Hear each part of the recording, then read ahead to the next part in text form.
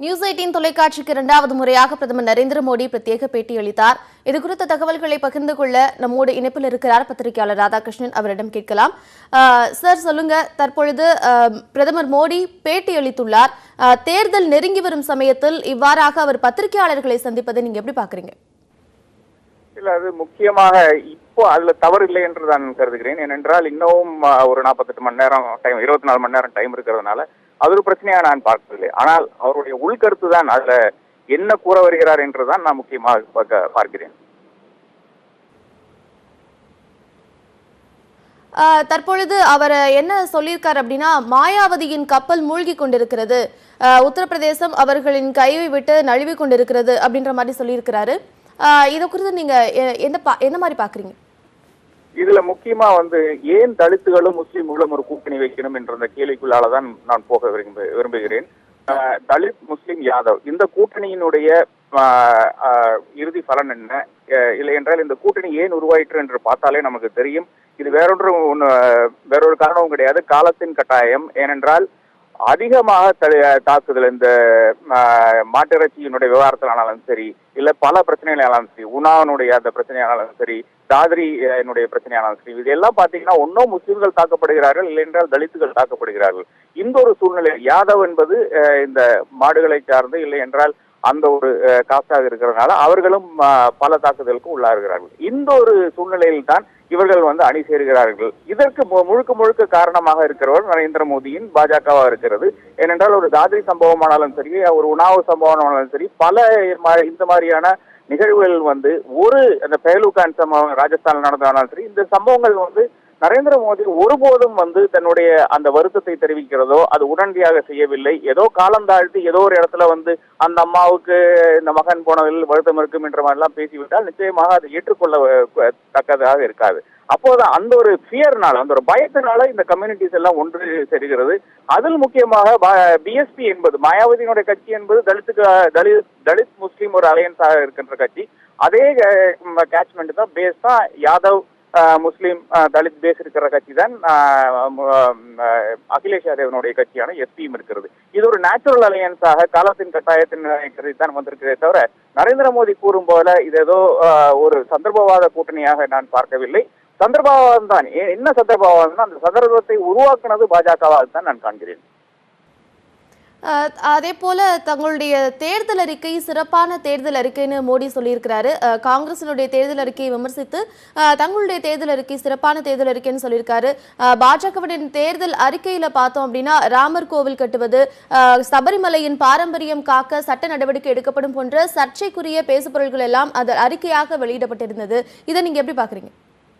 இது ஒரு பெரிய கேலிக்கூத்தாகத்தான் நான் பார்க்கிறேன். என்றால் பாஜகவினுடைய தேர்தல் அறிக்கையில் என்ன இருக்கோ இல்லையோ, 1996 இருந்து நம்ம கோயில் கட்டுவோம்னு சொல்லிட்டு, எங்க அந்த ராமர் இடத்துல இருந்த இடத்துல கோயில் கட்டுவோம்னு சொல்லிட்டு 1996 இருந்து அந்த அறிக்கையில இருக்குது. இத்தனை காலமாக ஒரு 30 வருட காலம் மக்களை ஏமாற்றி விட்டு மறுபடியும் இந்த ஆண்டிலும் கூட அந்த தேர்தல் அறிக்கையில் இதே ஒரு கருத்தை வெளியிடுவதற்கு இவர்கள் என்ன அரசியல் கட்சி நடத்துகிறார்களா, இல்லை மக்களை மறுபடியும் ஏமாற்ற பார்க்கிறார்களா என்ற கேள்வி எழுப்பத்தான் இருக்கிறது. அதே மாதிரி சபரிமலை விவகாரம் நீங்க எப்போதும் ஆர்டினன்ஸ் கொண்டு வந்திருக்கலாம். அதே மாதிரி ராமர் கோயில் விவகாரத்திலேயே ஆர்டினன்ஸ் கொண்டு வந்திருக்கலாம். அதையெல்லாம் செய்யாமல் காலம் தாழ்த்தி, ஏனென்றால் வேற ஒன்றும் கிடையாது. ராமர் கோயில் கட்டிவிட்டால், அயோத்தியில் கட்டவிட்டால் அதன் பிறகு அந்த பிரச்சனை முடிந்துவிடும். அது பாஜக விரும்பவில்லை. இந்த பிரச்சனையை வைத்து 30 ஆண்டு காலம் அரசியல் செய்த வேற ஒரு கட்சி ஒரு பிரச்சனையின் மீது அந்த பிரச்சனைக்கு ஒரு தீர்வு காணாமல் 30 வருட காலம் அரசியல் செய்த வேறொரு கட்சியும் இந்த உலகத்திலேயே இருக்க முடியாது. அந்த பெருமை பாஜகவுக்கு தான் சாரும் என்று நான் கருதுகிறேன். காஷ்மீரில் ஆயுதப்படை சிறப்பு சட்டம் விலக்கப்படும் அப்படின்ற காங்கிரசின் வாக்குறுதி பொறுப்பற்ற தன்மையை காட்டுவதா பிரதமர் விமர்சிச்சிருக்காரு. இதை நீங்க எப்படி பாக்குறீங்க? அது முக்கியமாக என்ன செய்ய வேண்டும்னா, நரேந்திர மோடியினுடைய அந்த எக்ஸ்பிளனேஷன் சரிதான். அதாவது காஷ்மீர்ல ஏறத்தாழ ஒரு 3 டிஸ்ட்ரிக்ட்ல மட்டும்தான் அந்த பிரச்சனை இருக்குது, வேற எங்கேயுமே அந்த பிரச்சனை இல்லை என்று அவர் குறிப்பிடுவது என்னவென்றால், அந்த காஷ்மீர் மக்கள், அந்த முஸ்லிம் மக்களை குறிப்பிட்டு கூறுகிறார். இதுதான் நான் ஒரு பிரச்சனையாக காண்கிறேன். என்றால் ஜம்மு பகுதியில் ஒரு பிரச்சனையும் கிடையாது. உதம்பூர் என்பது, அதாவது நார்தர்ன் ஆர்மியினுடைய கமாண்ட் என்பது உதம்பூர்ல இருக்குது. அது ஜம்மு பகுதியில் இருக்கு. அதே லே அந்த பகுதியிலையும் பிரச்சனையும் கிடையாது. பிரச்சனை பீர் பஞ்சாலுக்கும் காரகோரத்துக்கும் இடையில் இருக்கின்ற அந்த காஷ்மீர் பள்ளத்தாக்கு என்ற பகுதியில் தான் ஏறத்தாழ 65 லட்சம் மக்கள் வசிக்கின்ற அந்த பகுதியில் தான். அதுல அந்த இடத்துல நீங்க ஆர்மியை குவித்து ஆர்மியும் பேராமிலிட்டரியும் குவித்து இப்ப ஏறத்தாழ ஒரு 10 லட்சம் பேர் அங்க இருக்கிறாங்க. அதாவது ஒவ்வொரு சராசரி ஒரு 7 மனிதருக்கும் ஒரு படை என்ற ரீதியில் வந்து இப்ப ஆகிவிட்டுறது. இதுக்கு காரணம் முழுக்க முழுக்க நரேந்திர மோடியாக தான் இருக்கிறார். அப்படி ஒரு சூழ்நிலையில் ஒரு பீஸினுடைய ஒரு நடவடிக்கையும் எடுக்காத ஒரு சூழ்நிலையில் தான் இந்த பிரச்சனை மறுபடியும் பூதாகாரமாக வந்து கொண்டிருக்கிறது.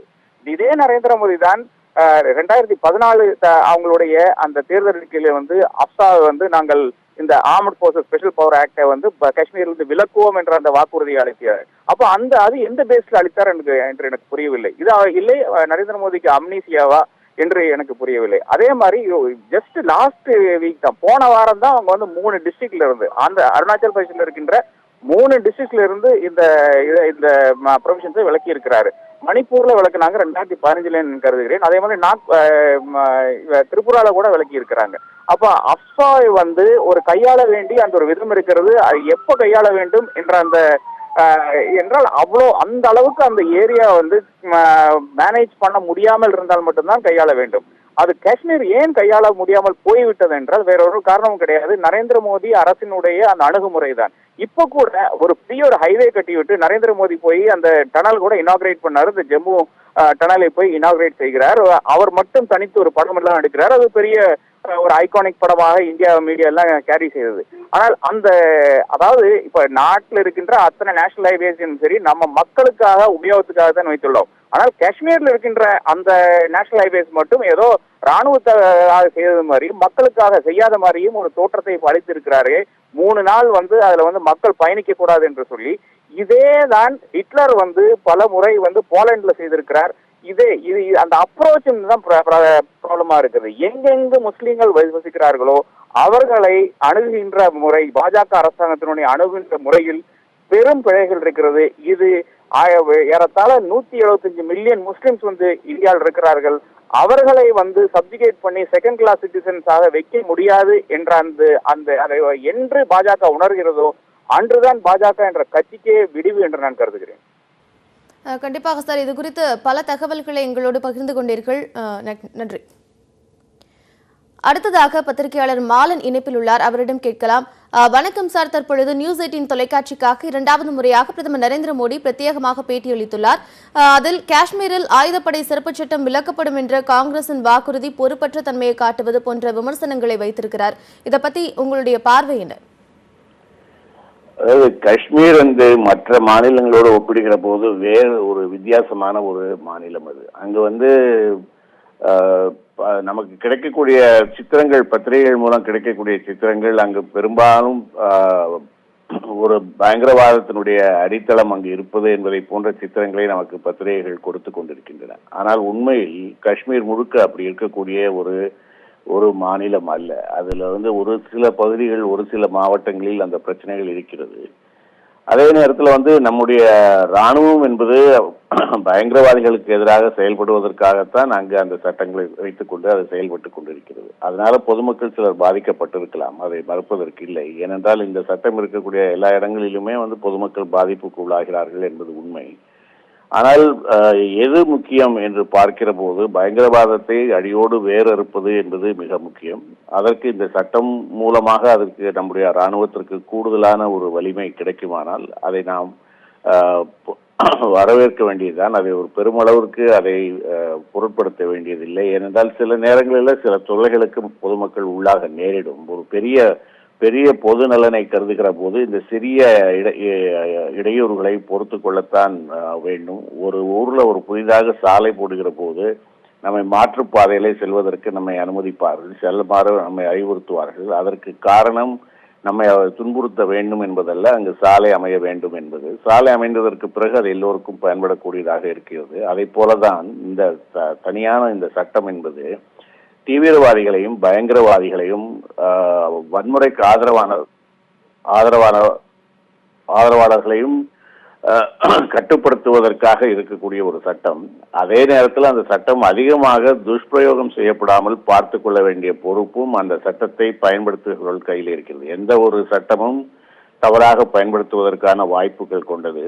அதை பயன்படுத்துகிறவர்களை பொறுத்து அந்த சட்டம் சரியாகவோ தவறாகவோ செயல்படுகிறது. எனவே அவர்களுக்கு அதை குறித்து அறிவுறுத்துவது அவசியமே தவிர அதற்காக அந்த சட்டத்தையே நாங்கள் விலக்கிக் கொள்வோம் என்று சொல்வது நாட்டினுடைய பாதுகாப்பை ஒரு ஒரு pudding the security at stack என்கின்ற ஒரு நிலைமைக்கு அது கொண்டு வரும்.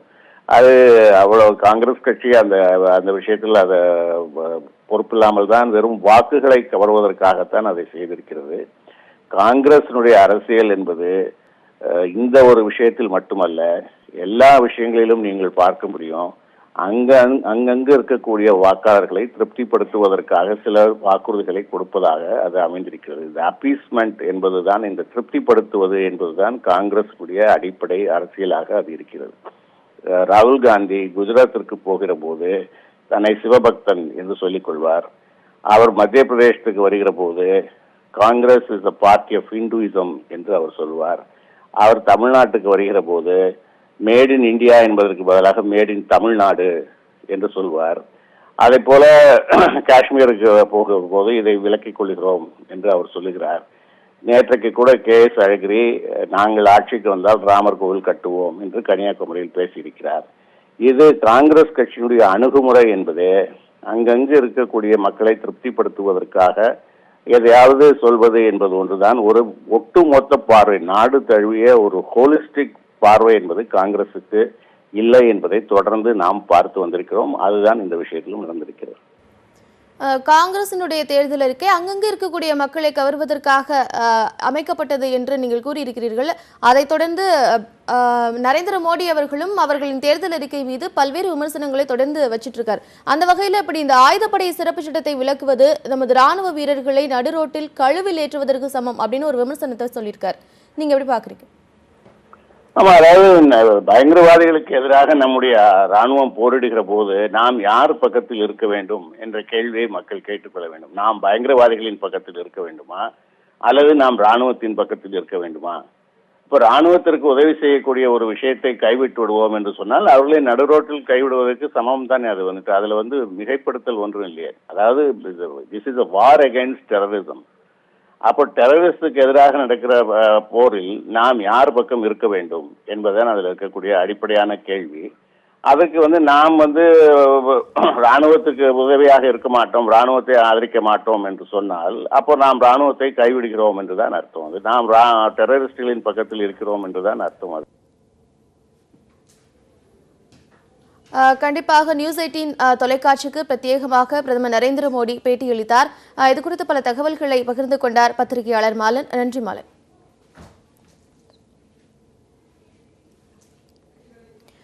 நியூஸ் 18 தொலைக்காட்சிக்கு இரண்டாவது முறையாக பிரதமர் நரேந்திர மோடி பிரத்யேக பேட்டியளித்தார். இது குறித்து தகவல்களை பகிர்ந்து கொள்வதற்காக நம்மோடு இணைப்பில் இருக்கிறார் திருச்சி சிவா. அவர்களிடம் கேட்கலாம். வணக்கம் சார். தற்பொழுது பிரதமர் மோடி ஒரு பேட்டி அளித்திருக்கிறார். அதில் காங்கிரசின் பல்வேறு தேர்தல் அறிக்கையின் பல்வேறு விமர்சனங்களை வச்சிருக்கிறார். நீங்க எப்படி பாக்குறீங்க? அவருடைய பேட்டியில ரொம்ப முக்கியமாக உத்தரப்பிரதேசத்துல மாயாவதி வைத்திருப்பது ஒரு சந்தர்ப்பவாத கூட்டணி. நேற்று வரை ஒருவரை ஒருவர் எதிர்த்து கொண்டிருந்தவர்கள் இப்போது கட்டி தழுவி கொண்டிருக்கிறார்கள் என்று பேசுவது, இவர் பேசுவதுதான் விசித்திரமாக இருக்கிறது. காரணம், கடந்த நாடாளுமன்றத்தினுடைய கடைசி கூட்டத்தொடரில் இன்றைக்கு அவர்கள் தமிழ்நாட்டில் கூட்டணி வைத்திருக்கின்ற அதிமுகவின் முக்கியமான தலைவர், மக்களவையினுடைய துணை சபாநாயகர் இருந்த திரு தம்பிதுரை அவர்கள் பேசிய பேச்சும், முத்தலாக் சட்டத்தின் மீது ராமநாதபுரம் நாடாளுமன்ற உறுப்பினர் திரு அன்வர் ராஜாவுடைய பேசிய பேச்சையும் யாராவது எடுத்து திருப்பி பார்த்தால் தெரியும். அவர்கள் இன்றைக்கு வைத்திருக்கிற கூட்டணி ஏதோ அரசியல் கொள்கை கூட்டணி என்பது போலவும், எந்த வகையிலும் ஒருவரை ஒருவர் விமர்சித்துக் கொள்ளாமல் இருந்து நாடு காப்பதற்காக ஒன்று சேர்ந்திருப்பவர்களை சந்தர்ப்ப கூட்டணி என்று பேசுவதும் விசித்திரமாக இருக்கிறது. அதுபோல இந்த தேர்தல் வருகிற போதும் மற்ற நேரங்களிலும் இந்த அரசியல் சட்டத்தின் 370வது பிரிவை திரும்ப பெறுவோம் என்று சொல்வது, அதாவது ஓப்பனிங் த பேண்டராஸ் பாக்ஸ் என்று சொல்வார்கள், அது போன்ற ஒரு முயற்சியாகத்தான் முடியும். மிக சாதாரணமாக அதை புரிந்து கொள்ள வேண்டும் என்றால், 370வது அரசியல் சட்டத்தின் பிரிவை நீக்குகிற போது காஷ்மீருடைய சிறப்பு சலுகைகள் திரும்ப பெறுகின்றன. காஷ்மீர் என்ற பகுதி இந்தியாவோடு இணைந்த போது பல்வேறு காரணங்களுக்காக அதற்கு இந்த சிறப்பு சலுகை தரப்பட்டது. அரசியல் சட்டத்தை உருவாக்கிய அம்பேத்கர்ல இருந்து, பண்டித நேருல இருந்து, அதுல இருந்த கோபாலசாமி ஐயங்கார்ல இருந்து, அல்லாடி கிருஷ்ணசாமி ஐயர்ல இருந்து எல்லோரும் சேர்ந்து உருவாக்கிய அரசியல் சட்டம் அது. இதை பாதுகாக்க வேண்டும் என்ற ஒரு சூழல் இருந்தது. இப்போதும் பாகிஸ்தான் நம்மை அடிக்கடி அச்சுறுத்துவது காஷ்மீரை காரணம் காட்டித்தான். இப்போது 370வது பிரிவு திரும்ப பெறப்பட்டால் முக்கியமாக இப்போது அங்கே வேறு மாநிலத்தை சார்ந்தால் வேறு யாராக இருந்தாலும் இந்தியர்கள் கூட அங்கே எந்த இடத்தையும் வாங்க முடியாது என்று ஒன்று நிலை இருக்கிறது. பலர் அதை விமர்சிக்கிறார்கள். இது திரும்ப பெற்ற அடுத்த கணமே it's a paradise on earth என்று சொல்கின்ற இடத்தை இவருக்கு மிகவும் நெருங்கிய அம்பானி, அதானி போன்றவர்கள் போய் முழுமையாக வாங்கிவிடுவார்கள். மல்டிநேஷனல் கம்பெனிஸ் என்று சொல்கிற வெளிநாட்டு நிறுவனங்கள் வந்து ஒட்டுமொத்தமாக அந்த பகுதியில் இருக்கிற நேட்டிவிட்டிஸ், அந்த பகுதியினுடைய பூர்வ குடிமக்களாக இருக்கிறவருடைய தனிப்பட்ட தன்மைகளை, கலாச்சாரத்தை, பண்பாட்டை, அவருடைய வாழ்வுகளை மாற்றுகிற அளவிற்கு முழுமையாக வெளிநாட்டுக்காரர்களும் பணக்காரர்களும் வந்து ஆக்கிரமித்து விடுவார்கள். இது ஒரு மிகப்பெரிய ஆபத்து. இதை பலர் உணராமலே இருக்கிறார்கள். அங்க இருக்கிற மக்களுக்கு எல்லா வகையிலும் பாதுகாப்பு தர வேண்டியது நம்முடைய அவசியமாகிறது. எப்படிப்பட்ட சூழ்நிலையில் அவர்கள் இந்தியாவோடு தங்கினார்கள் என்பதும், அவர்களுக்கு நாம் உத்தரவாதம் தர வேண்டும், உரிமைகள் தர வேண்டும், சலுகைகள் தர வேண்டும், அரசியல் சட்டமும் தந்திருக்கிறது, இங்க இருக்கிற அரசாங்கமும் தந்தாக வேண்டும். ஆக தேவையில்லாத பிரச்சனைகளை கிளப்பி ஒரு மிகப்பெரிய உணர்ச்சி பூர்வமான சூழலை உருவாக்கி தேர்தலில் வெற்றி பெற வேண்டும் என்று முயற்சிப்பது பாராட்டுக்குரிய செயல் மட்டுமல்ல, ஏற்கப்பட முடியாததும் கூட. கண்டிப்பாக திமுக மாநிலங்களவை உறுப்பினர் திருச்சி சிவா இது குறித்து பல தகவல்களை பகிர்ந்து கொண்டார்.